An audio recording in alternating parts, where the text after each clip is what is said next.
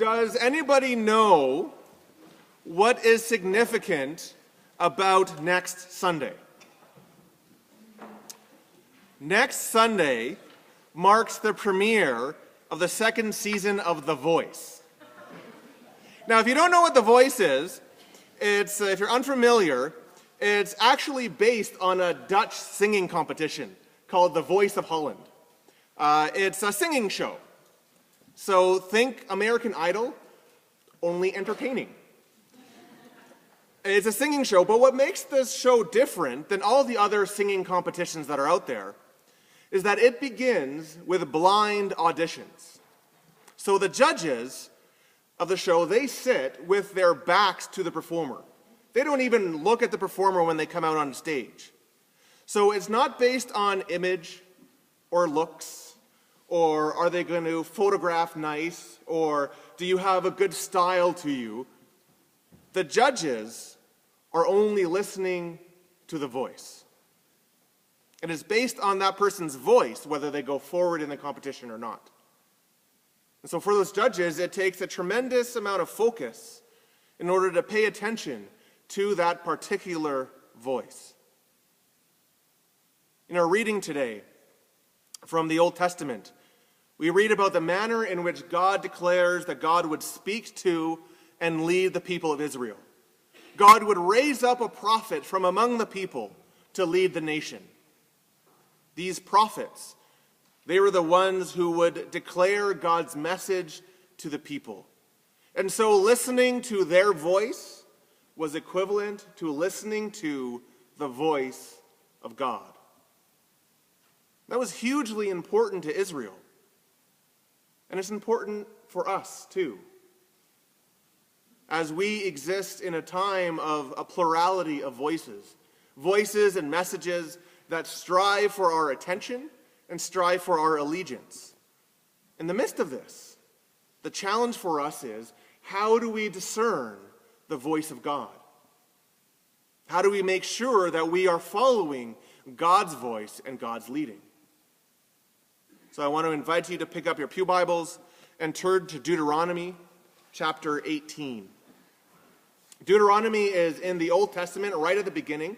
Genesis, Exodus, Leviticus, Numbers, Deuteronomy. So it's going to be right near the front. And the reading that we read, or that Michael read, is it makes a lot more sense when you see the surrounding context. So our reading starts at verse 15, but even if you go back just one verse to verse 14, what you read is this: the nations you dispossess, listen to those who practice sorcery and divination. If you go back further through verses 9 through 13, it talks in depth about other nations, how they sacrifice children to their gods, how they interpret omens, how they engage in witchcraft, cast spells, consult spiritualists. As Israel journeyed toward the promised land, and even as they settled there, they did so in the context of this spiritual smorgasbord. The fact of the matter was, Yahweh wasn't the only gig in town. All the other nations had varying different practices and gods that they aligned themselves with. Fact was that there were other voices competing for Israel's allegiance and faithfulness. The act by which God raises up prophets for the people is in direct contrast to this. Again, in verse 14, God says to the people, "But the Lord has not promised you, or has not permitted you to do so. You can't go to divinations and sorcerers and spiritualists. The Lord your God will raise up for you a prophet, like me, from among your own brothers and sisters. You must listen to them." This is repeated in verse 18 of our reading. God declares, "I will raise up for them a prophet, like you, from among their people. I will put my words in their mouth." Prophets for Israel, they played a huge role because they spoke for God. Their words were directly connected to divine messages and divine leadings.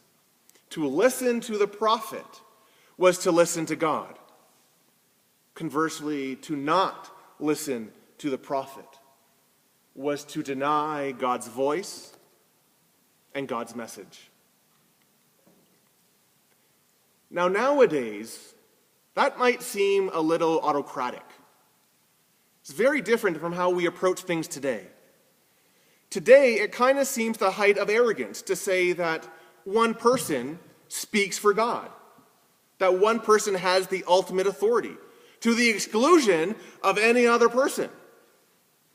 We live in a time that says that truth is found in collaboration. For example, what is the given authority on any matter that you can think of? Wikipedia. Right? And it's where you go. You need to find something about science or medical stuff or any bit of information. Well, I'm going to see what Wikipedia has for it. Wikipedia is a site where the information it gives is based on collaborative contributions from other people. So it's what everybody says about a subject. We live in a time that says that no one person can speak with complete authority. And so we hear these verses, we hear this very definitive statement about the role of the prophets and say that it seems entirely too narrow and too close-minded. Why not consult spiritualists and mediums? Why not consult the dead? Because they have as much claim to God's voice as anybody else. Except for the fact that this is the way that God has decided to act. In fact, if you look at this, there is this really profound sense of grace, which is found in God's voice speaking through the prophets. Because Israel didn't need to search for God's voice. They didn't need to wade through the murky waters of contemporary spirituality in order of searching for this gem of divine learning. Well, maybe I'll find it here, or maybe I'll find it here, or maybe if I do this, I will find the voice of the Lord. No. The God who led them out of Egypt, the God who spoke through the thunderous cloud and gave them the 10 commandments, the God who miraculously provided bread and quail each and every day, declares to Israel, "This is how I will speak to you. This is how I will lead." You know, when Alicia says to me, "I'm going to give you a call later," I don't go hang out by the mailbox, right? Why? Because she has stated that she will communicate with me in a particular manner. And because I want to hear from her, I need to go there in order to hear from her.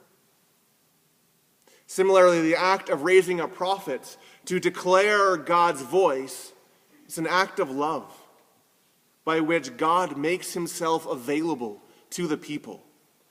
He's not hidden. There's this fabulous verse in Isaiah chapter 5, or chapter 45. Isaiah, God is speaking to the people, and God says, "I have not spoken in secret from somewhere in the land of darkness. I have not said to you, seek me in vain."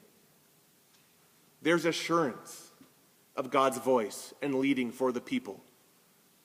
There's an assurance that God's words would be voiced, God's words could be discerned. So call it exclusive, call it narrow-minded, but for Israel, it was simply not true that psychics spoke for God. It was not true that the people who consulted the dead had a claim on divine wisdom. It was simply not true that God spoke through deities who demanded incantations and spells.